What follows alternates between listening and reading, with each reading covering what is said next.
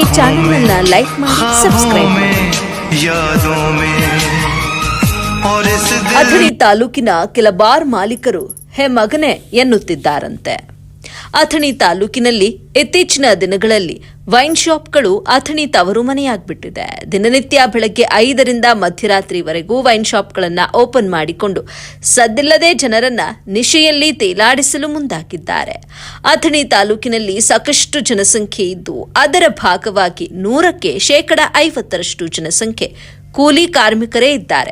ಇವರನ್ನ ನಶೆಯಲ್ಲಿ ತೇಲಾಡಿಸಲು ಮುಂದಾಗಿದ್ದಾರೆ. ಇನ್ನುಳಿದ 50%ನಲ್ಲಿ 25%ನಷ್ಟು ಜನರು ಬಿಸಿನೆಸ್ ಮ್ಯಾನ್ಗಳಿರಬಹುದು. ದೊಡ್ಡ ದೊಡ್ಡ ವೈನ್ ಶಾಪ್ಗಳಲ್ಲಿ ಅತಿ ಹೆಚ್ಚಿನ ಸಂಖ್ಯೆ ಹೊಂದಿಕೊಂಡಂತಿರುವ ಸಾರಾಯಿ ಕುಡಿದುಕೊಂಡು ಗೊತ್ತಿದ್ದೂ ಗೊತ್ತಿಲ್ಲದಂತೆ ಮನೆಗೆ ಹೋಗೋದು ಸಹಜವಾದ ವಿಷಯ. ಆದರೆ ನಾವು ಹೇಳುವುದು ವಿಷಯ ಏನೆಂದರೆ 100ರಲ್ಲಿ 50% ಕೂಲಿ ಕಾರ್ಮಿಕರು ಮದ್ಯ ಸೇವಿಸಿ ನಿಶೆಯಲ್ಲಿ ತೇಲಾಡುತ್ತಿರುತ್ತಾರಲ್ಲವೋ, ಅವರು ಇತ್ತೀಚಿನ ದಿನಮಾನಗಳಲ್ಲಿ ಹೈವೇ ರೋಡ್ಗಳ ಪಕ್ಕ ಕಂಠಪೂರ್ತಿ ಕುಡಿದು ಜ್ಞಾನವೇ ಇಲ್ಲದ ರೀತಿಯಲ್ಲಿ ರಸ್ತೆ ಮೇಲೇನೆ ಬಿದ್ದುಕೊಂಡಿರ್ತಾರೆ. ಅದೇ ಹೈವೇ ರೋಡ್ ಮೇಲೆ ಓಡಾಡುವಂತಹ ದೊಡ್ಡ ದೊಡ್ಡ ವಾಹನಗಳು ಮತ್ತು ಬೈಕ್ಗಳು, ಆಟೋಗಳು ರಾತ್ರಿ ವೇಳೆ ಬೈ ಚಾನ್ಸ್ ಓವರ್ಟೇಕ್ ಮಾಡುವಂತಹ ಸಮಯದಲ್ಲಿ ಇವರ ಮೇಲೆ ವಾಹನಗಳನ್ನು ಹರಿಸಿದ್ರೆ ಇದಕ್ಕೆ ಹೊಣೆಗಾರರು ಯಾರು? ಅಪಘಾತ ಆದ ಮೇಲೆ ಅವರವರ ಕುಟುಂಬಸ್ಥರು, ಸ್ಥಳೀಯ ಕೆಲ ವಿರೋಧ ಪಕ್ಷಗಳ ರಾಜಕಾರಣಿಗಳು ಪೊಲೀಸರ ಮೇಲೆಯೇ ಗೂಬೆ ಕೂರಿಸ್ತಾರೆ. ಹಾಗೂ ಟ್ರಾಫಿಕ್ ಹೆಚ್ಚಳದಿಂದ ಈ ರೀತಿ ಸಮಸ್ಯೆ ಆಗಿದೆ ಅಂತ ಹೇಳ್ಕೊಂಡು ಅದೇ ರೀತಿ ಟ್ರಾಫಿಕ್ ಪೊಲೀಸರ ಮೇಲೂ ಗೂಬೆ ಕೂರಿಸ್ತಾರೆ. ತಮ್ಮ ರಾಜಕೀಯ ಹಿತಕ್ಕಾಗಿ ಅಥವಾ ತಮ್ಮ ರಾಜಕೀಯ ಲಾಭಕ್ಕಾಗಿ ಯಾರೋ ಮಾಡಿದ ತಪ್ಪಿಗೆ ಮತ್ಯಾರನ್ನೋ ಹೊಣೆಗಾರರನ್ನಾಗಿ ಮಾಡ್ತಿದ್ದಾರೆ. ಇದು ಒಂದು ಗೋಳಾದ್ರೆ, ಕೆಲ ಬಾರ್ ಮಾಲೀಕರಿಗಂತೂ ಹೇಳೋರು ಇಲ್ಲ, ಕೇಳೋರು ಇಲ್ಲ. ಅಧಿಕಾರಿಗಳನ್ನ ನೋಡಿದ್ರೆ ಲಂಚದ ಅಮಲಿನಲ್ಲಿ ಮುಳುಗಿಕೊಂಡಿದ್ದಾರೆ. ಹಾಗೂ ಅಥಣಿ ಪುಣ್ಯಕ್ಷೇತ್ರ ಹೆಸರನ್ನ ಮರೆತು ಇವತ್ತಿನ ಪುಣ್ಯಕ್ಷೇತ್ರ ದುಡ್ಡಿದ್ರೆ ದುನಿಯಾ ಮೇಲೆ, ಪಾಪ ಪುಣ್ಯ ಪುಸ್ತಕದ ಮೇಲೆ ಎಂಬಂತಾಗಿದೆ. ಎಷ್ಟೋ ಬಾರಿ ಎಷ್ಟೋ ಮಾಧ್ಯಮದವರು ಈ ರೀತಿಯಾದಂಥ ದೂರುಗಳನ್ನು ವರದಿ ಮಾಡಿ ಹಾಕಿದ್ರೂ ಕೂಡ ಡೋಂಟ್ ಕೇರ್ ಎನ್ನುತ್ತಿದ್ದಾರಂತೆ. ಇವರದ್ದೇನೂ ತಪ್ಪಲ್ಲ.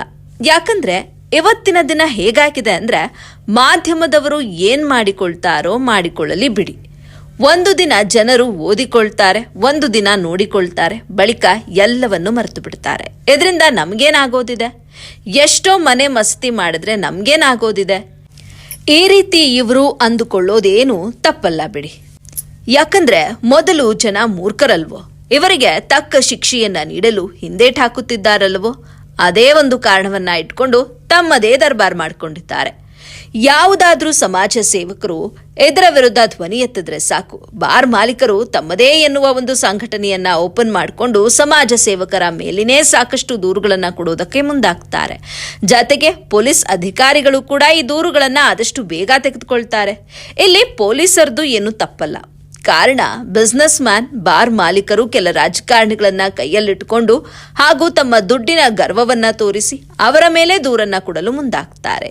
ಇದೇ ಪೊಲೀಸ್ ಅಧಿಕಾರಿಗಳು ಒಂದು ವೇಳೆ ಕಂಪ್ಲೇಂಟ್ ಅನ್ನ ತೆಗೆದುಕೊಳ್ಳಲಿಲ್ಲ ಅಂತ ಹೇಳಿದ್ರೆ ಪೊಲೀಸ್ ಅಧಿಕಾರಿಗಳನ್ನೇ ವರ್ಗಾವಣೆ ಮಾಡುವಂತಹ ಬಲಿಷ್ಠರಾಗಿ ಕೂತಿದ್ದಾರೆ. ಇಂತಹ ಹಣದ ಗರ್ವ, ರಾಜಕೀಯ ಶಕ್ತಿ ಪಡೆದು ಬಡಜನರ ಕುಟುಂಬಗಳನ್ನ ಬೀದಿಗೆ ಬರುವಂತೆ ಮಾಡ್ತಿದ್ದಾರಲ್ವ, ಇವರಿಗೆ ಯಾವ ರೀತಿ ಸಾವು ಬರಬಹುದು ಎನ್ನುವುದು ಅವರ ಅಂತರಾತ್ಮಕ್ಕೆ ಅವರು ತಿಳಿದುಕೊಂಡ್ರೆ ಸಾಕು. ಈ ಸಂಪೂರ್ಣ ವಿಷಯದಲ್ಲಿ ನಾವು ಹೇಳಿಕೊಳ್ಳೋದೇನೆಂದ್ರೆ, ಎಲ್ಲ ಬಾರ್ ಮಾಲೀಕರು ಇದೇ ರೀತಿ ಇದ್ದಾರೆ ಅನ್ನೋದನ್ನ ನಾವು ಹೇಳ್ತಾ ಇಲ್ಲ. ಬಾರ್ ಮಾಲೀಕರು ನಿಮ್ಮ ಹೆಸರನ್ನ ಕೆಡಿಸುತ್ತಿದ್ದಾರೆ, ಜತೆಗೆ ನಿಮ್ಮ ಸಂಘ ಸಂಸ್ಥೆಗಳ ಹೆಸರನ್ನು ಕೂಡ ಹಾಳು ಮಾಡ್ತಿದ್ದಾರೆ ಮತ್ತು ನಿಮಗೆ ಕಪ್ಪು ಚುಕ್ಕೆ ತರುವಂತಹ ಕೆಲಸವನ್ನು ಮಾಡ್ತಿದ್ದಾರೆ. ಅಂಥವರಿಗೆ ನೀವು ಬೆಂಬಲ ಕೊಟ್ಟರೆ ಅವರ ಪಾಪದಲ್ಲಿ ನೀವೂ ಭಾಗಿಯಾಗೋದು ಖಚಿತ. ಮಾಧ್ಯಮ ಅಂದ್ರೆ ನ್ಯಾಯಾಂಗ, ಶಾಸಕಾಂಗದಲ್ಲಿ ಒಂದು ಅಂಗವಾಗಿ ಇದ್ದು ಸಮಾಜದಲ್ಲಿ ಭ್ರಷ್ಟಾಚಾರಗಳು ಮತ್ತು ಹಗರಣಗಳನ್ನ ಬೆಳಕಿಗೆ ತರುವಂಥದ್ದು ನಮ್ಮ ಧರ್ಮ. ಅದನ್ನ ನೋಡಿಕೊಂಡು ನೀವು ಜಾಗೃತರಾಗಬೇಕು ಅನ್ನುವಂಥದ್ದು ನಿಮ್ಮ ಧರ್ಮ. ನೀವು ಒಂದು ವೇಳೆ ಜಾಗೃತರಾಗಲಿಲ್ಲ ಎಂದ್ರೆ 3 ಬಿಟ್ಟವರಿಗೆ ಏನು ಹೇಳೋಕ್ಕಾಗುತ್ತೆ, ಬಿಡು ಸ್ವಾಮಿ ಎಂಬಂತಾಗುತ್ತದೆ. ಇನ್ಮುಂದಾದ್ರೂ ನಮ್ಮ ರಾಜ್ಯದ ಮಂತ್ರಿಗಳು ಇದೇ ಅಧಿವೇಶನದಲ್ಲಿ ಇವರ ವಿರುದ್ಧ ಯಾವುದಾದ್ರೂ ಒಂದು ಕಾನೂನು ಕ್ರಮವನ್ನ ಜಾರಿ ಮಾಡಬೇಕು. ಇಂತಹ ಹೆಸರು ಕೆಡಿಸುವಂತಹ ಬಾರ್ ಮಾಲೀಕರ ವಿರುದ್ಧ ಕಾನೂನು ಕ್ರಮ ಪಡೆದುಕೊಳ್ಳಬೇಕು. ಮುಂದೆಯೂ ಇದೇ ರೀತಿ ಮೌನಕ್ಕೆ ಜಾರಿ ಸುಮ್ಮನೆ ಕೂತರೆ ಕೆಲ ಕುಟುಂಬಸ್ಥರು ಮದ್ಯಕ್ಕೆ ದಾಸರಾಗಿ ಕಂಠ ಪೂರ್ತಿ ಕುಡಿದು ಹಲವಾರು ಹಾಡುಗಳನ್ನ ಹಾಡುತ್ತಾ ಬಿದ್ದು ಎಲ್ಲಾದ್ರೂ ಸಾವಿತ್ತುತ್ತಾರೆ. ಅವರ ಕುಟುಂಬಸ್ಥರು ಒಂದು ಬಾರಿ ಅಥಣಿ ತಾಲೂಕಿನಲ್ಲಿ ಈ ಬಗ್ಗೆ ಸಂಬಂಧಪಟ್ಟ ಅಧಿಕಾರಿಗಳಿಗೆ ಹಾಗೂ ಬಾರ್ ಮಾಲೀಕರಿಗೆ ಪೊರಕೆ ಏಟು ಬಿಡೋದಂತೂ ಖಚಿತ. ಬೇಗನೆ ಸುಧಾರಿಸಿಕೊಳ್ಳಿ. ಇನ್ನು ಮತ್ತಷ್ಟು ಸುದ್ದಿ ಮುಂದಿನ ಸಂಚಿಕೆಯಲ್ಲಿ ಕಾದು ನೋಡಿ.